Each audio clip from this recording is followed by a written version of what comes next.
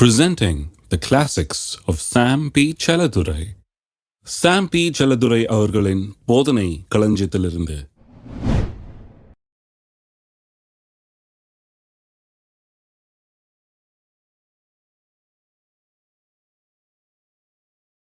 உவா 32ஆம் அதிகாரத்தில் 13-14 வசனங்கள். பூமியில் உள்ள உயர்ந்த ஸ்தானங்களின் மேல் அவனை ஏறி வர பண்ணினார். வயலில் விளையும் பலனை அவனுக்கு புசிக்க கொடுத்தார். கண்மலில் உள்ள தேனையும் கற்பாறையிலிருந்து வடியும் எண்ணெயும் அவன் உண்ணும்படி செய்தார். அடுத்த வசனம் பாருங்க.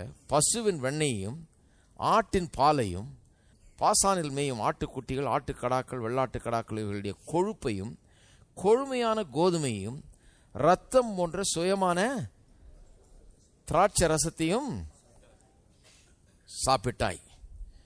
கர்த்தர் எப்படி சொல்றாரு பாருங்க. இந்த 14ஆம் வசனம் ரொம்ப முக்கியம், 13 ரொம்ப முக்கியம்.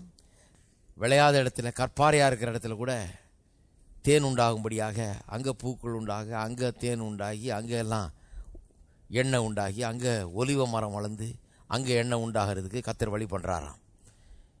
அப்போ அப்படி செய்கிறவர் பசுவின் எண்ணெயையும் ஆட்டின் பாலையும் பாசானில் மேயும் ஆட்டுக்குட்டிகள், ஆட்டுக்கடாக்கள், வெள்ளாட்டுக்கடாக்கள் இவருடைய கொழுப்பையும் கொழுமையான கோதுமையும், சும்மா சாதாரண கோதுமைன்னு சொல்லியிருக்கலாம், கொழுமையான கோதுமையும் வெள்ளாட்டுக்கடாக்களுடைய கொழுப்பையும் கொழுமையான, இந்த கொழுப்புன்னெலாம் வரும்போது நல்ல வார்த்தை பாருங்க, செழிப்பை குறித்த வார்த்தை அது. கொழுப்பு உடம்புல தான் இருக்கக்கூடாது, வாழ்க்கையில் இருக்கணும். வாழ்க்கையில் கர்த்தருடைய செழுமை இருக்க வேண்டும், நிறைவான ஆசீர்வாதங்கள் இருக்க வேண்டும், இல்லைங்களா?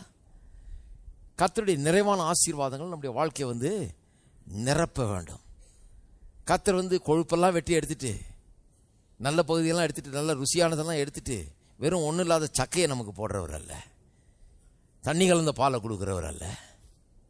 அவர் இருக்கிறதுலே பெஸ்ட்டை தர்றாரு. கொழுமையான கோதுமை, கொழுமையான ஆட்டுக்கடாக்கள், வெள்ளாட்டுக்கடாக்கள், என்ன மாதிரி பால், பசுவின் வெண்ணெய், ஆட்டின் பால், இப்படி தர்றாராம். அப்புறம் கடைசியில் சொல்ல போட்டிருக்குது, ரத்தம் போன்ற சுயமான திராட்சை ரசத்தையும் சாப்பிட்டாய். அதாவது அந்த திராட்சை ரசத்தை பார்த்தா அப்படியே பியூர் பிளட் மாதிரி இருக்குமா, சுத்த ரத்தம் மாதிரி இருக்குமா, அவ்வளவு அருமையான ருசி உள்ள திராட்சை ரசம். இதை நீ சாப்பிட்டாய். எல்லாம் சொல்லுங்க, சாப்பிட்டாய். கர்த்தர் நீங்கள் அப்படிப்பட்ட திராட்சை ரசத்தையும் திராட்சை பழத்தையும் சாப்பிட வேண்டும் என்று விரும்புகிறார். தேவனுடைய ஆசீர்வாதங்களை நீங்கள் புசிக்க வேண்டும் என்று விரும்புகிறார். ஆனால் இதை புசிப்பதற்கு 2 முக்கிய பிரின்சிபிள்ஸ் இருக்குது. திராட்சை பழத்தை, தேவன் இந்த திராட்சை பழங்கள்லாம் ஆசீர்வாதத்தை குறிக்குது, கர்த்தர் வச்சிருக்கிற நல்ல வாழ்க்கையை குறிக்குது. மாட்டு வெண்ணெய், ஆட்டு பால், இந்த கொழுப்பு இதெல்லாம் என்னத்தை குறிக்குது? தேவனுடைய ஆசீர்வாதங்களை குறிக்கிறது. அப்போ தேவனுடைய ஆசீர்வாதங்களை நாம் என்ன பண்ணணும்? பார்த்துக்கிட்டே இருக்கணும், இல்லை என்ன பண்ணணும்? புசிக்க வேண்டும் என்று வைத்திருக்கிறார். அப்போ புசிக்க வேண்டும் என்றால் அதுக்கு 2 கண்டிஷன் இருக்குது. இந்த 2 கண்டிஷனை நீங்கள் நல்லா புரிஞ்சுங்க. அதில் முதல் இது என்னன்னா, the grapes and all the fatness of God's blessings are not for the holy, they are for the hungry people. Hello, ஆங்கிலத்தில் சொன்னப்போ தமிழில் சொல்கிறேன். இந்த தேவனுடைய கொழுமையான ஆசீர்வாதங்கள் எல்லாம், இந்த அற்புதமான சுத்த ரத்தம் போல் இருக்கிற திராட்சை பழம், எங்கேயும் கிடைக்காத உயர்ந்த ரக இது, கானான் ஊரில் கல்யாண வீட்டில் பண்ணாரு பாருங்க, திராட்சை ரசம், அசந்து போயிட்டான், எங்கே கிடைச்சதுன்னு, எந்த ஊருதுன்னு. அந்த மாதிரி இருக்கிறதுலே பெஸ்ட்டு, அதுதான் குறிக்குது. அது அந்த இருக்கிறதுலே அந்த பெஸ்ட்டு வாழ்க்கை நாம் அனுபவிக்க வேண்டும் என்றால் அதை யார் அனுபவிக்க முடியும்னா, பரிசுத்தமாய் வாழுகிறவர்கள் அல்ல, பசியாய் இருக்கிறவர்கள். ஹலோ, பரிசுத்தமாய் வாழுகிறவர்கள். இதை சொல்ல போறேன் இன்னைக்கு. ஏன்னு சொன்னா, பரிசுத்தமாய் வாழுகிற நல்ல கிறிஸ்தவர்கள் நிறைய இருக்கிறாங்க. அதில் தப்பே கிடையாது பாருங்க. பரிசுத்தமாக வாழணும். பரிசுத்தமாக வாழ்றதை பற்றி நான் குறை சொல்றேன்னு நினைக்காதீங்க தயவுசெய்து. நான் சொல்ற கருத்தை சரியா புரிஞ்சுங்க. என்ன பரிசுத்தமாக வாழ்ந்தா ஆசீர்வாதமாக இருக்க முடியாது? இல்லை, அப்படி சொல்லல. பரிசுத்தத்தில் ஆசீர்வாதம் இருக்குது, நான் ஒத்துக்கிறேன். ஆனால் தேவனுடைய சிறந்ததை நான் புசிக்க வேண்டும் என்று சொன்னால், அனுபவிக்க வேண்டும் என்று சொன்னால், அதுக்கு பசி இருக்கணும். பரிசுத்தம் இருந்தால் போதாது. அதைத்தான் சொல்ல வரேன். பசி இருக்கணும். நல்லவராக இருந்தால் போதாது, பசியாக இருக்க வேணும். நிறைய கிறிஸ்தவர்களுடைய பிரச்சனை என்னன்னா, இன்னைக்கு அவங்க நல்ல பரிசுத்தவான்கள், இந்த பரிசுத்தமாக இருக்கிறதையே கான்சென்ட்ரேட் பண்ணுறாங்க. பாருங்க, நான் வளர்ந்து வந்த காலத்துலலாம் நீ செத்தா மோட்சம் போவியா, நீ இதை சரி பண்ணியா, அதை சரி பண்ணியா, சரிதான், எல்லாம் சரி பண்ணிட்டு தான் வர்றோம். பரிசுத்தம் பரிசுத்தம் பரிசுத்தம் பரிசுத்தம், நம்மளை பரிசுத்தமாக்குறதே பெரிய வேலையாக போச்சு. பரிசுத்தம் பரிசுத்தம் பரிசுத்தம் ஒவ்வொரு நாளும். ஆனால் ஒரு நாளும் ஆசீர்வாதத்தை பற்றி சொன்னதே கிடையாது. ஆசீர்வாதத்தை பற்றி சொன்னதே கிடையாது.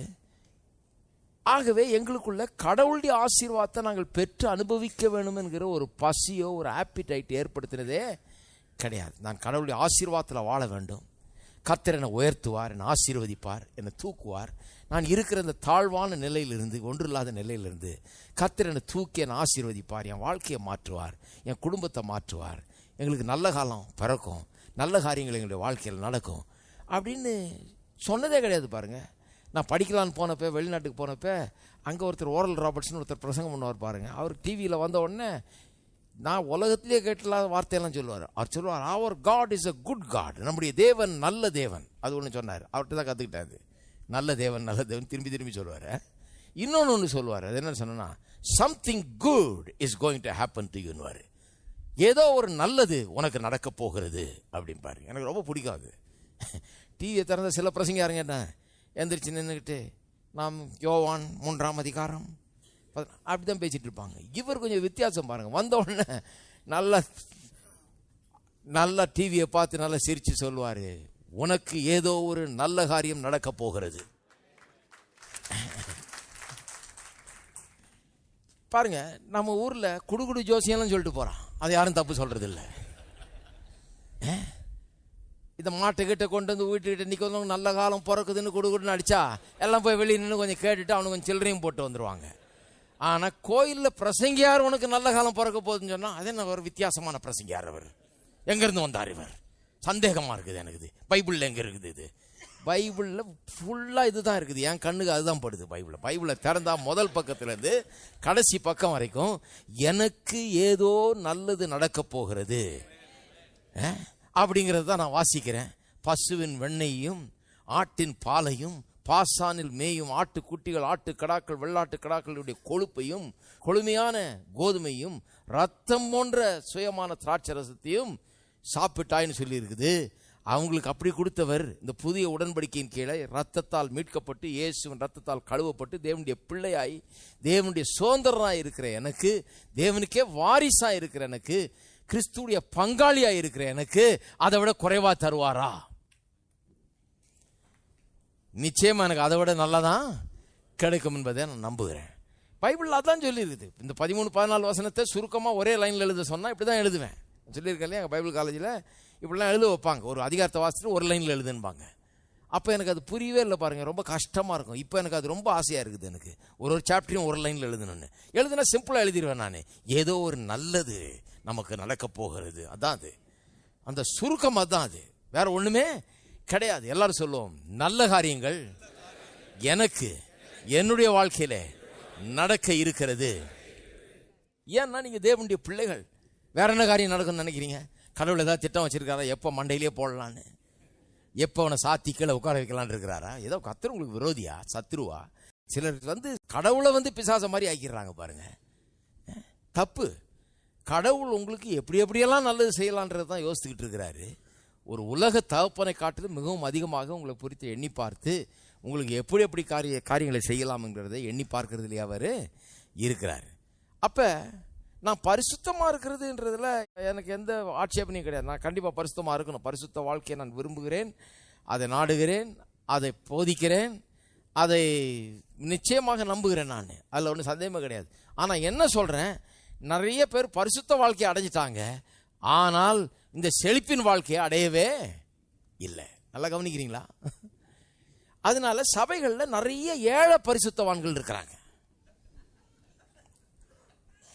ஹலோ, கேட்டா சொல்றது ஏழை லாசருவை போல அடியேனும் ஏழை ஜேம்ஸ். அவங்க ஜெபம் பண்ணும்போதே சொல்றது, கர்த்தாவே இந்த ஏழை அடிமை. எப்போ எவ்வளோ நாள் தான் ஏழையா இருக்க போறீங்க? எவ்வளோ நாள் உடல் இல்லாமல் இருக்க போறீங்க? என்னன்னா நல்ல ஜனங்கள் பாருங்க, கிறிஸ்தவர்களை பற்றி அதுதான் எனக்கு, கிறிஸ்தவ விசுவாசிகளை பற்றி ஒரு குறை இருக்கும்னா அது வேற ஒன்றும் கிடையாது. நல்ல ஆட்கள், அவங்க போய் ஒன்றும் பெரிய சிகரெட் குடிக்க போகிறதில்ல, சினிமா பார்க்க போகிறதில்ல, ஏதோ ஒரு கெட்ட காரியத்தை செய்ய போகிறதில்ல, குடிக்க போகிறதில்ல, ஒன்று அது மாதிரிலாம் பெரிய தப்பெல்லாம் செய்ய மாட்டாங்க. பாருங்கள், நல்ல ஆட்கள் அதெல்லாம் விட்டு ஒழிச்சிட்டாங்க. நிறைய பேர் வந்து அதெல்லாம் விட்டு ஒழிச்சிட்டாங்க, நல்லா இருக்கிறாங்க. ஆனால் நல்லது எதையும் அடையவும் போகிறதில்ல, நல்லது எதையும் செய்யவும் போகிறதில்ல, செய்யவும் இவர்களால் முடியாது. ஏனென்று சொன்னால் பரிசுத்தமாக இருக்கிறதுனா என்னன்னு விளங்கிடுச்சு அவங்களுக்கு. ஆனால் பசியாக இருக்கிறது, தேவனுடைய ஆசீர்வாதங்களுக்கு பசியாக இருக்கிறதுனா என்னன்னு விளங்காது. பசியாக இருக்கிற ஒரு குழந்தைய பார்த்துருக்கிறீங்களா? அங்கேருந்து ஆரம்பிப்போம். பசியாக இருக்கிற குழந்தைய பார்த்துருக்கீங்களா? பார்த்துருக்கிறேன், வேடிக்கையாக இருக்கும். பால் பாட்டில் வந்தவொடனே அந்த குழந்தை என்ன யூனிவர்சிட்டியில் போய் படிச்சுட்டா வந்தது, இது பால் பாட்டிலு, இதை வாயை திறந்து இதை உரின்னு சொல்லி, அதெல்லாம் ஒன்றும் கிடையாது. பாருங்கள், அந்த பிள்ளைக்கு பால் பாட்டில் கிட்ட வந்த உடனே நான் பார்த்துருக்கேன் பாருங்கள், சில பிள்ளைங்க வாயில் அப்படியே ஜொல்லு ஓடுவோம். பசி என்ன பண்ணுறது, பசி நேரம் ஆன்னு வாயை திறந்துக்கிட்டு அப்படியே போகும். நான் சொல்லுகிறேன், கடவுளுடைய ஆசீர்வாதங்களை பெற்று அனுபவிக்கக்கூடியவர்கள் இப்படி ஆணு போறவங்க பாருங்க, அவங்க மட்டும்தான் அனுபவிக்க முடியுமோ ஒழிய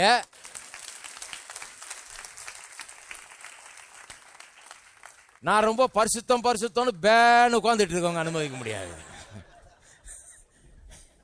அதைத்தான் சொல்ல வரேன். ரெண்டுத்துக்கு பெரிய வித்தியாசம் இருக்குது. பசி இருக்கணும் நமக்கு, கடவுளுடைய சிறந்ததை நான் அனுபவிக்க வேண்டும். கடவுள் எனக்கு சிறந்த வாழ்க்கையை வச்சிருக்கிறாரு. நான் ஏன் இந்த குப்பையில் கிடக்கிறேன்? நான் ஏன் இப்படி தாழ்வான இடங்களில் கிடக்கிறேன்? ஏன் என்னுடைய வாழ்க்கை இப்படி தோல்வியிலேயே போயிட்டு இருக்கு? தோல்வி மேலே தோல்வி, இதை விட வேற விமோச்சனமே கிடையாதா?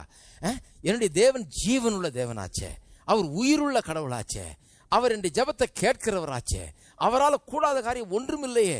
அப்ப நான் ஏன் இப்படி இருக்க வேண்டும்? எனக்கு இதுல இருந்து விமோச்சனம் கிடையாதா? நான் இதுல இருந்து வெளியே வர முடியாதா? எனக்கு ஒரு நல்ல வாழ்க்கை கிடைக்காதா? அதை பற்றி வேதம் என்ன சொல்லுதுன்னு பார்த்து அதை புரிஞ்சுக்கிட்டு தெரிஞ்சுக்கிட்டு, அதை புரிஞ்சு தெரிஞ்சு கொள்ளும் போது நாம் யார், நமக்கு என்ன கொடுக்கப்பட்டிருக்கிறது, இதெல்லாம் தெரியும் போதுதான் என்ன ஆகுது, அதை குறித்த பசி உண்டாகிறது. அப்ப சபைகள் வந்து இந்த பசியை ஏற்படுத்தக்கூடிய இடமாக இருக்க வேண்டும். எந்த பசி?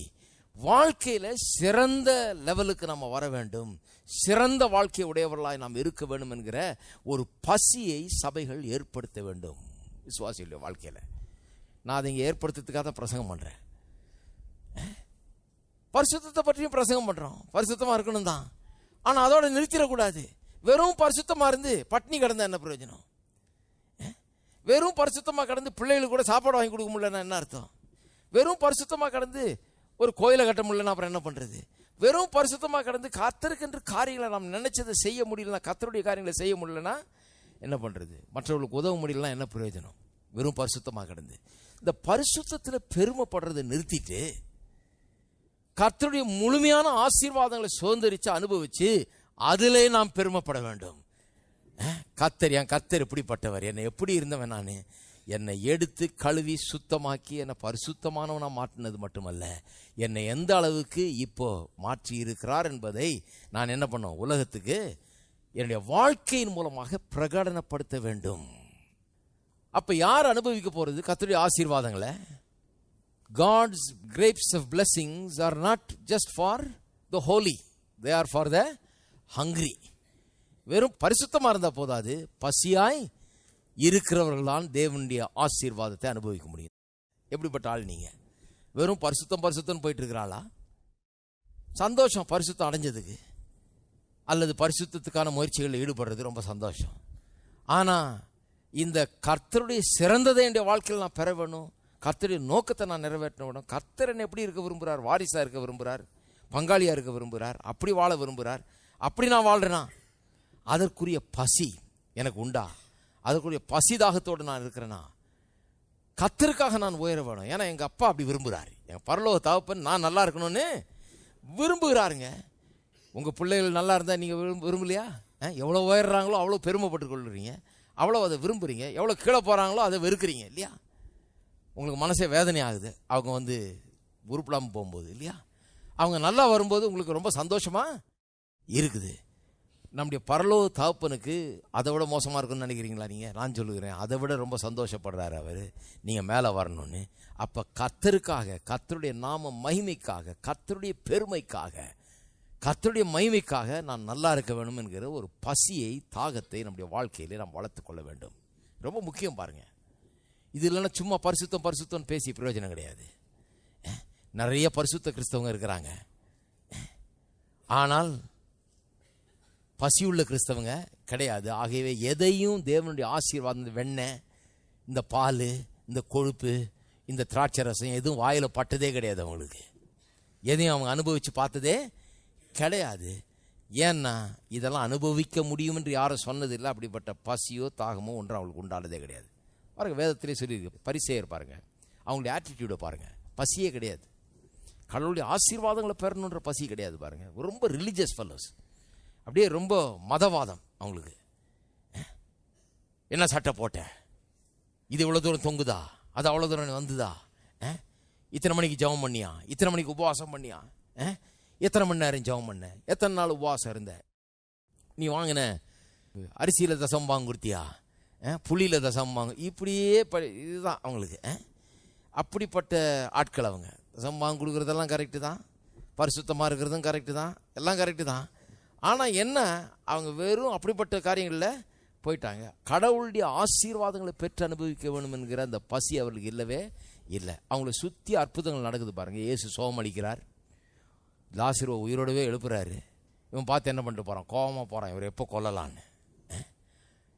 ஒருத்தனை உயிரோடு எழுப்புறாரு, ஆனால் அந்த வல்லமை இவனுக்குள்ளே வேலை செய்ய முடியாது. ஏன்னா இவனுக்குள்ள அந்த பசி கிடையாது. அப்படிப்பட்ட ஒரு காரியத்தை இவன் பெற்று அனுபவிக்க அப்படிப்பட்ட ஒரு பசியோ தாகமோ அவனுக்குள்ளே கிடையாது. எத்தனையோ பேர் சோத்தை பெறுறாங்க, எத்தனையோ பேர் நன்மையை பெறுறாங்க, விடுதலையை பெறுறாங்க. யாரோ கானானிய ஸ்திரீ ஒருத்தி வந்து சுகத்தையெல்லாம் தான் பிள்ளைக்கு பெற்றுட்டு போகிறா. ஆனால் இவங்க வந்து என்ன பண்ணுறது, ஒன்றுத்தையும் பெறுறது கிடையாது. இவர் சோகம் அளிச்சாருன்னா உடனே என்ன, ஓய்வு நாளிலே எப்படி அதை பண்ணலாம். இவனும் பெற மாட்டான், இன்னொருத்தன் பெறவனையும் விட மாட்டான், பெறவனை பற்றியும் சந்தோஷம் கிடையாது. இப்படி இருக்கிறாங்க பாருங்க. இந்த பரிசேயர்கள் மாதிரி கிறிஸ்தவ பரிசேயர்கள் இன்றைக்கு நிறையா இருக்கிறார்கள். இந்த பரிசுத்தம்னுவாங்க, ஆனால் இந்த பசி அவர்களுக்கு கிடையாது. ஆனால் பாருங்க, மற்றவர்களை பாருங்க, இன்னும் சில உதாரணங்கள்லாம் வேதத்தில் பார்த்தீங்கன்னா, ஒரு ஸ்திரீயை பற்றி வேதத்தில் சொல்லப்பட்டிருக்கிறது. யோவான் 4ஆம் அதிகாரத்தில் இயேசு சந்திச்ச அந்த ஸ்திரீ இல்லையா, நீங்கள் பார்க்க வேண்டியதில்லை, நானே சொல்லிடுறேன். கிணற்றண்டையில் சந்திச்ச அந்த ஸ்திரீ, அவள் பாருங்க, ஒரு கல்யாணம் பண்ணி அந்த கல்யாணம் சரியாக வராமல், அப்புறம் அடுத்த கல்யாணம் 5 பேரை கல்யாணம் பண்ணி முடிஞ்சு போச்சு. அவளுக்கு என்னமோ ஒரு பசி, அது தீரவே மாட்டேங்குது.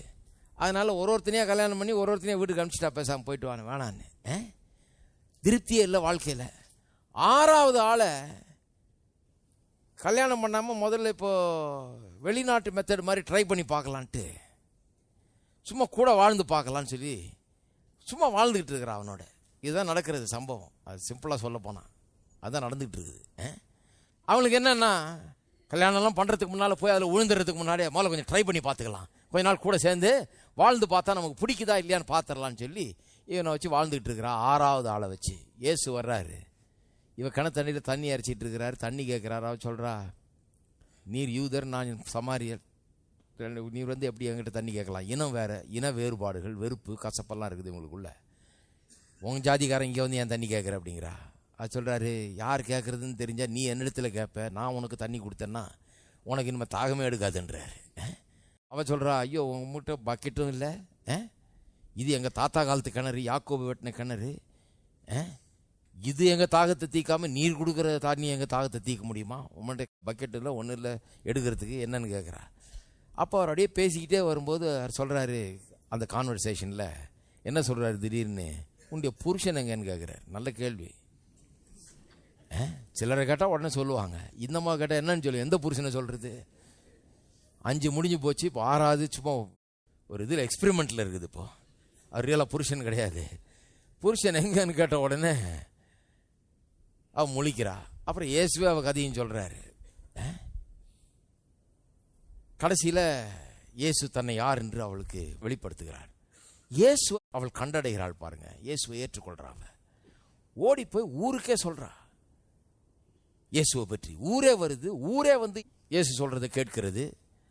அவங்களுக்கெல்லாம் இந்த பெண்ணு மேலே மரியாதை இல்லை. அவங்க சொல்கிறாங்க, உன்னால் நாங்கள் கேட்கல, அவரை நாங்கள் கேட்டுக்கிறோம் போ அப்படின்ட்டாங்க. எப்படியோ ஊரை சேர்த்துட்டா, கூட்டி சேர்த்துட்டா. அவளுக்குள்ளே என்னன்னு பார்த்தீங்கன்னா, அந்த பரிசேயருக்குள்ளே இருக்கிற அந்த பெருமையோ அந்த இது கிடையாது, பசி.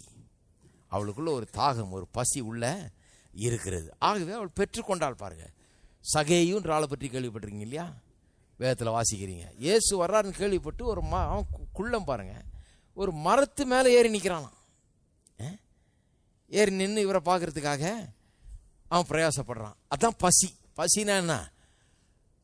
வருதாமே இந்த பக்கம் என்னமோ, அவர் என்னமோ சொல்கிறாராமே, அவர் என்னமோ ஜெபம் பண்ணுறாராமே, அவர் என்னமோ பிரசங்கம் பண்ணுறாராமே, அவர் என்னமோ நல்லது செய்கிறாராமே, அவரை நம்பினா ஏதோ கிடைக்குமாமே, அவர்கிட்ட ஏதோ இருக்காமே அப்படின்னு சொல்கிற ஒரு பசி, ஒரு தாகம். பாருங்க, வேதத்தில் பார்த்தீங்கன்னா இப்படி ஆட்கள் இருக்கிறாங்க, பசியோடு வந்த ஆட்கள். அவங்க பசி இருக்கும்போது பெற்றுக்கொள்கிறாங்க, பசி இல்லைன்னா பெற்றுக்கொள்ளவே முடியாது. அப்போ எத்தனை பேர் பசியாக இருக்க போகிறீங்க? கர்த்தருடைய ஆசீர்வாதங்களை நான் கண்டிப்பாக பெற்று அனுபவிப்பேன். நம்முடைய வாய் எப்பவும் அதை புசிக்கிறதுக்கு என்று எப்பவுமே திறந்து இருக்க வேண்டும், ஆசையோடு இருக்க வேண்டும். நான் கர்த்தருடைய ஆசீர்வாதத்தில் வாழ விரும்புகிறேன், அதை பெற விரும்புகிறேன், கர்த்தரிடத்தில் பெரிய காரியங்களை எதிர்பார்க்கிறேன், கர்த்தர் எனக்கு செய்வார், என்னுடைய பரலோக தகப்பன் எனக்கு அதை செய்வார் என்ற ஒரு பெரிய எதிர்பார்ப்போடு பசியோடு இருங்கள். பரிசுத்தமாக வாழுங்க. ஆனால் அதுக்கப்புறம் என்ன பண்ணுங்க, பசியாகவும் இருங்க. ஏனென்றால் கர்த்தர் நீங்கள் வெறும் பரிசுத்தராக இருக்கிறது மட்டுமல்ல, வெற்றிகரமான பரிசுத்தராக இருக்க வேண்டும் என்று விரும்புகிறார். சரி, அது முதலாவது கண்டிஷன். வெறும் பரிசுத்தராக இருந்தால் பத்தாது, பசியுள்ளவர்களாக இருக்கணும்.